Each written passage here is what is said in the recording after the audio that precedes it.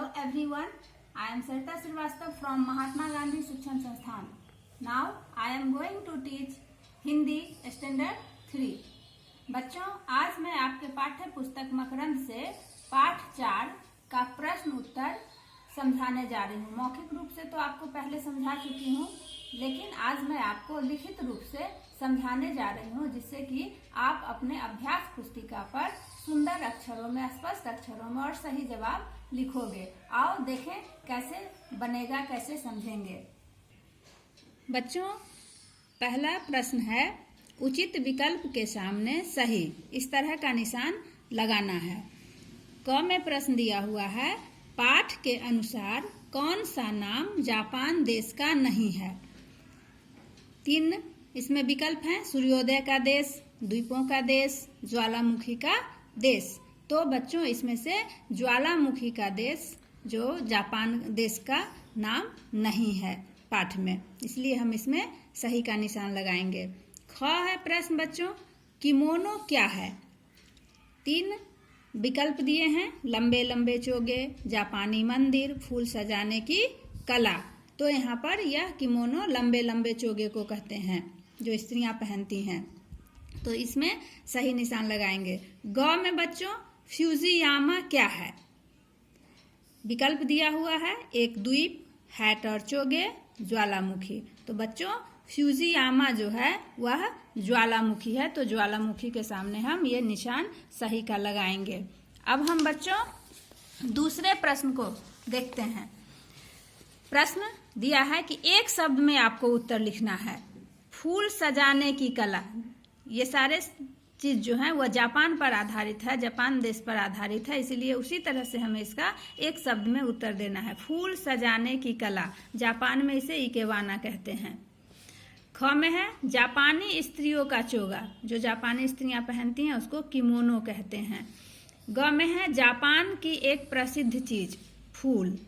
घ में, अधिकांश जापानियों का धर्म बौद्ध धर्म. तो इस तरह से हम एक शब्दों में जवाब लिखेंगे. अब है बच्चों प्रश्न 3 में दिया हुआ है, नीचे दिए गए प्रश्नों के उत्तर लिखिए. उत्तर हमेशा स्पष्ट और सही होना चाहिए, साफ साफ होना चाहिए. पहला प्रश्न है बच्चों, जापान को सूर्योदय का देश क्यों कहा जाता है. तो उत्तर आप लिखोगे बच्चों कि जापान में सूर्य सबसे पहले निकलता है, इसीलिए इसे सूर्योदय का देश कहा जाता है. ख में प्रश्न है बच्चों, जापान में घर कैसे बनाए जाते हैं और क्यों.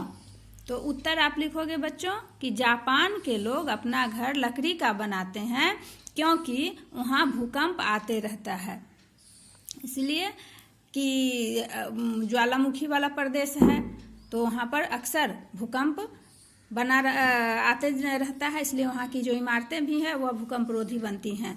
ग में प्रश्न है बच्चों, जापानी लोगों का स्वभाव कैसा होता है.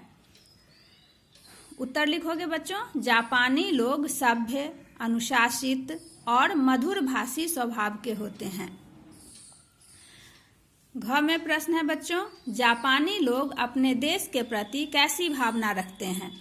तो उत्तर लिखोगे बच्चों, जापानी लोग अपने देश के लिए जान की बाजी लगाने की भावना रखते हैं. उन्हें अपने देश से बहुत प्रेम होता है और अपने देश की बदनामी भी कभी करने देना नहीं चाहते हैं.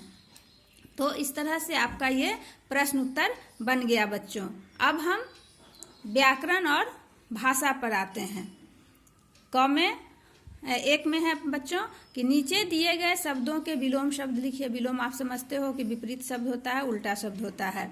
विपरीत अर्थ देने वाले शब्द को हम विलोम शब्द कहते हैं. दिन तो रात होगा, सभ्य है तो असभ्य होगा, साफ है तो गंदा, भीतर बाहर, सर्दी गर्मी, आगे पीछे.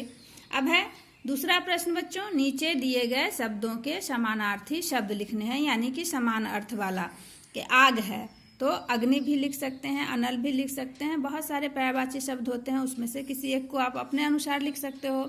प्यार है, इसका प्रेम भी होगा, स्नेह भी होगा, तो इसमें से यहाँ प्रेम लिख दिए. सूर्य, सूर्य का भी ढेर सारा पर्यायवाची शब्द होता है, तो आप यहाँ पर सूरज लिख दोगे. फूल का कुसुम, विशाल, बड़ा, देश, राष्ट्र, ये सब समान अर्थ रखने वाले शब्द हैं।